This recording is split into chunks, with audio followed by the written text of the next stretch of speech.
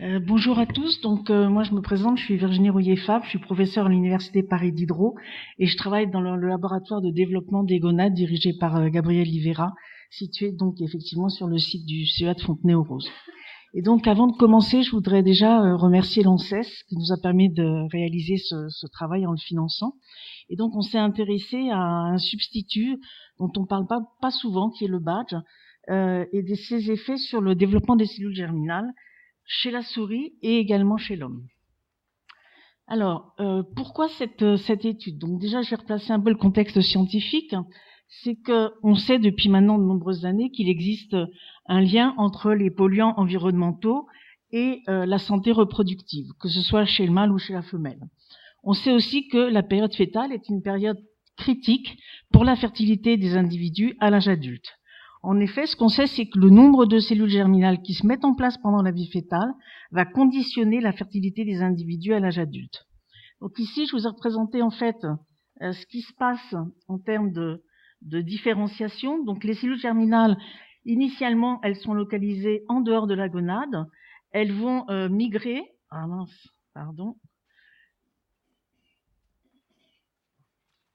Elles vont migrer et puis coloniser cette gonade. Et pendant cette période de migration et de colonisation, elles vont se multiplier très activement. Elles sont identiques chez le mâle et chez la femelle. Ensuite, à partir de 12,5 jours post-conception jusqu'à 14,5 jours post-conception, ces cellules germinales vont se différencier. Chez la femelle, ces cellules vont rentrer en méiose et poursuivre leur méiose jusqu'au stade diplotène de la prophase de première division. Chez le mâle, elles arrêtent de proliférer et elles vont rentrer dans une période de quiescence. Ensuite, la formation des gamètes matures ne se fera pour le mâle et la femelle qu'à partir de la puberté. Ce qu'on sait aussi, c'est que nous avons travaillé depuis plusieurs années sur différents polluants environnementaux perturbateurs endocriniens, comme les phtalates ou le BPA. Ce qu'on sait, c'est que cette période fœtale de mise en place est extrêmement importante pour la fertilité, mais aussi que c'est une période qui est particulièrement sensible. Alors, dans ce contexte scientifique, nous avons travaillé, beaucoup d'autres aussi ont travaillé sur les effets du bisphénol A. Et nous avons pu montrer qu'il y avait une altération de la stéroïdogénèse quand il y avait une exposition pendant la vie fœtale, une apoptose des cellules germinales, que ce soit chez le mâle ou chez la femelle, et surtout une altération de la différenciation germinale et du programme méiotique. Nous avons, il a été également montré une augmentation des cassures double brin et une augmentation du stress oxydatif. Et ceci dans différentes espèces. On part de Caenorhabditis elegans jusqu'à l'espèce humaine. Dans ce contexte, donc le bisphénol A, vous le savez, on en a déjà parlé, a été interdit depuis le 1er janvier 2015 dans tous les contenants alimentaires. Et donc, il y a un certain nombre de produits de substitution qui ont été proposés. Et parmi ces produits de substitution, il y a le badge, le bisphénol A du glycyle éther, que l'on retrouve essentiellement dans les résines époxy, donc c'est-à-dire à l'intérieur des boîtes de conserve et des canettes, qu'on retrouve aussi dans différents scotch. Donc le but de notre projet, c'était d'une part de caractériser les effets du badge sur la différenciation germinale et également de caractériser, d'essayer de comprendre les mécanismes d'action. Alors l'approche expérimentale chez la souris, ça a consisté à exposer les femelles gestantes de 10,5 jours post-conception jusqu'à 18,5 jours post-conception, ce qui correspond pour le mâle à la période de prolifération et de quiescence, et pour la femelle à la période de prolifération et d'entrée en méiose. Et donc l'exposition a été faite par l'eau de boisson avec une concentration en badge de 10,5 molaires, ce qui équivaut à une concentration sérique de l'ordre de 10-8 molaires. En ce qui concerne le travail effectué grâce à la collaboration que nous avons établie depuis de nombreuses années avec le service de gynécologie obstétrique de l'hôpital Antoine Béclair à Clamart, nous avons développé un modèle de xénogreffe de morceaux de gonades fœtales humaines qui sont greffés en fait dans le dos de souris nude, et ça permet, la souris sert en quelque sorte d'incubateur physiologique, si je peux me permettre. Alors, en ce qui concerne les résultats que nous avons obtenus, chez le mâle, on a constaté une diminution du nombre de cellules germinales à 2 stades, 14,5 JPC et 18,5 JPC, après exposition au badge. Donc ça concerne les résultats souris. Et cette diminution du nombre est associée à une augmentation de l'apoptose et aussi, de façon surprenante, à une augmentation de la prolifération des cellules germinales.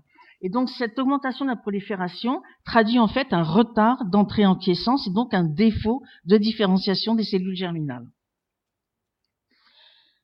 Ce que nous avons remarqué aussi, c'est que à l'âge adulte, donc à 3 mois, on observe toujours cette diminution, cette fois-ci du nombre de spermatogonies qui sont évaluées par le marquage d'un marqueur spécifique VLZF.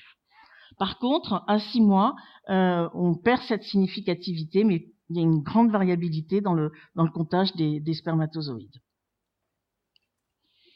En ce qui concerne les effets observés sur les cellules germinales femelles, ce que nous avons observé, c'est une tendance à la diminution de ce nombre de cellules et caractérisée également par en fait une diminution du nombre de cellules en méiose, cellules qui sont évaluées par le marqueur SYCP3. Et donc on observe un effet délétère du badge sur les cellules germinales avec un potentiel retard d'entrée en méiose et donc là encore un problème de différenciation. Nous avons également montré que sur les cellules germinales femelles, toujours murines, eh bien, on observe une augmentation du nombre de chiasmas qui avait déjà été montré dans d'autres espèces, avec le BPA. Et également, cette augmentation du nombre de chiasmas se traduit par une augmentation de l'aneuploïdie, c'est-à-dire une mauvaise ségrégation des chromosomes au moment de la méiose. Et donc, à 3 mois, on observe une diminution du nombre de follicules avec à peu près une réduction pour tous les stades, les différents stades folliculaires. Alors, en ce qui concerne les cellules germinales mûries, nous avons essayé de comprendre les mécanismes d'action. Et donc, ce que nous avons pu montrer, c'est que chez le mâle, on observe une augmentation, en fait, une tendance à l'augmentation de l'oxydation de base de l'ADN et une augmentation des cassures de l'ADN double brun. Chez la femelle, on observe uniquement cette augmentation très significative de l'oxydation de base de l'ADN. Nous avons également effectué une étude transcriptomique, et là sont représentés en fait juste les gènes qui sont fortement dérégulés. Donc que ce soit chez le mâle ou chez la femelle, ce sont les mêmes types de gènes qui sont dérégulés. Et donc dans la partie haute, vous avez les gènes qui sont réprimés, et on voit que ce sont des gènes qui font partie de la famille du métabolisme de l'ARN, de la conformation de l'ADN et des gènes impliqués dans la méiose. Et pour les gènes qui sont activés, on voit que ce sont des gènes qui sont retrouvés dans les cellules souches, on retrouve aussi dans le développement embryonnaire. Ce sont des gènes qui codent pour différentes voies de signalisation, et puis aussi pour le stress oxydatif qui est aussi augmenté. Pour les résultats obtenus chez le fœtus humain, donc nous avons réalisé donc des xénogreffes. Ce que nous avons pu montrer, c'est que pour le moment, on n'a pas trouvé de différence dans le nombre de cellules germinales. Par contre, on observe en fait une tendance qui est presque significative du nombre de cellules méiotiques. Et donc là aussi, on retrouverait le retard d'entrée en méiose et donc le retard de différenciation qu'on a observé dans le modèle murin. Alors, pour conclure, donc par rapport aux résultats qui étaient attendus au niveau de l'ANSES, donc pour l'évaluation des risques des effets du badge, nous avons montré un effet délétère sur les cellules germinales et sur leur différenciation, avec un retard d'entrée en quiescence chez le mâle, un retard d'entrée et de progression méiotique chez la femelle et une augmentation de l'aneuploïdie. Tous ces effets, en fait, sont des effets que nous avions montré, que d'autres équipes avaient montré dans d'autres espèces, que la souris, par exemple, avec le BPA. Donc, on a des effets tout aussi toxiques que le BPA. Pour ce qui est de l'évaluation des effets à long terme, le retard dans la progression méiotique est observé chez l'humain comme chez la souris, et la xénogreffe de testicules fœtaux est en cours d'analyse à l'heure actuelle. Donc ce travail va donner lieu à 2 articles qui sont en cours de rédaction, à une thèse qui sera soutenue prochainement et à 2 stages de M2. Je vous remercie pour votre attention et je remercie bien sûr toute l'équipe qui travaille avec moi, le service hospitalier d'Alexandra Benaki à Clamart, et puis encore une fois, merci à l'ANSES pour ce financement. Allô? Oui, Jean-Marc Brignon, Ineris. Merci pour votre exposé. Est-ce que vous pouvez expliquer un peu plus pourquoi vous parlez du badge comme substitut ou alternative au bisphénol A, dans la mesure où pour moi c'était plutôt la résine que l'on fabrique à partir de bisphénol A. Je ne voyais pas en quoi c'était une alternative. En fait, le badge est utilisé dans les résines époxy, effectivement, donc il est déjà utilisé, mais son utilisation est croissante, c'est-à-dire que de plus en plus, on va l'utiliser comme substitut, comme produit de substitution au BPA. Il était déjà présent dans les résines époxy, effectivement, mais on l'utilise de plus en plus aussi maintenant comme produit de substitution au BPA. Encore Patrick Gallagher. Le badge n'a pas du tout le même profil d'interaction avec les récepteurs nucléaires que le BPA. Est-ce que tu as une idée du mécanisme d'action? Non, on n'a pas encore d'idée. Ce qu'on sait, c'est que probablement que ce sont des effets un peu différents de ce qu'on a l'habitude de voir avec le BPA, parce que ne serait-ce qu'au niveau du stress oxydatif, je pense que ce sont des effets qui sont vraiment à court terme. C'est quelque chose qui se passe relativement rapidement. Pour les récepteurs qui peuvent être incriminés, honnêtement, pour le moment, on n'a pas d'idée réelle. Bon, il y a tous les récepteurs classiques aux oestrogènes, comme pour le BPA, mais personnellement, je suis pas du tout persuadée que ça passe par ce genre de récepteurs.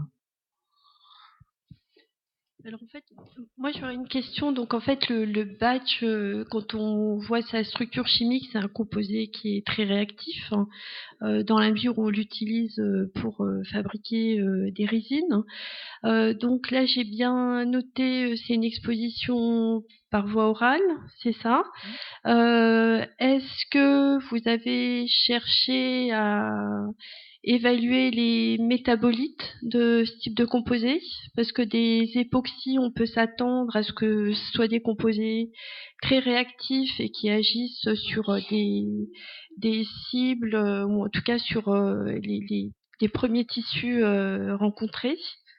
Donc, pour essayer d'expliquer en fait les effets observés sur les cellules germinales. Alors, en fait, ce qu'on sait, c'est que le badge, il est transformé en BPA. Donc, il est possible qu'on ait des effets via le BPA. Voilà. Après, les métabolites, on ne s'est pas du tout intéressé aux métabolites. Je pense qu'il y a, peut-être que Jean-Philippe en parlera plus, mais le dosage du badge, c'est quelque chose d'assez difficile et je ne sais pas si on dose ces métabolites. Okay. Juste une question. Pardon, Françoise Audebert de la FEBA. En conclusion, vous dites que le bisphénol A et le badge ont la même toxicité. Est-ce que vous parlez là en termes d'effet ou en termes d'effet dose? C'est-à-dire ils ont le même potentiel? Je parle en termes d'effet. En fait, nous, on a testé une seule dose de badge. C'est une exposition avec 10-5 molaires dans l'eau de boisson, ce qui correspond, on suppose à peu près, à 10-8 molaires. En fait, on a travaillé aussi, par exemple, sur le BPAF. On retrouve vraiment des effets similaires, et on a pu doser le BPAF dans le sérum, et avec une concentration de 10-5 molaires, on arrivait à une concentration sérique de 10-8 molaires. Ça a été fait. Par contre, on n'a pas dosé effectivement encore le badge. Voilà. Je m'interrogeais juste sur l'impact in vivo, notamment sur la fertilité. Est-ce qu'il y a eu des études pour voir en fait quel était l'impact, donc les effets de ces différenciations sur la fertilité mâle ou femelle? Alors, sur la fertilité, en tout cas pour le BPA, il y a eu des études de fait. Ce qu'on sait, c'est que par exemple, on retrouve cette augmentation des cassures de l'ADN, ce qui provoque en fait, et l'oxydation de base, ce qui provoque en fait une aneuploïdie. Et qui dit aneuploïdie dit forcément problème de fertilité. Donc ça a été bien montré avec le BPA. Pour le badge, c'est pas quelque chose qu'on a suivi à long terme. Nous, ce qu'on voit, c'est que nous nos animaux se reproduisent, les mâles se reproduisent correctement. Bon, le nombre de spermato, tu vois, c'est pas, il y a une tendance à la diminution, mais c'est pas du tout flagrant. Mais on peut aussi supposer que le fait qu'il y ait des cassures d'ADN double brun, quelque part, ça peut entraîner des modifications d'expression génique qui, à plus long terme, pourraient être délétères.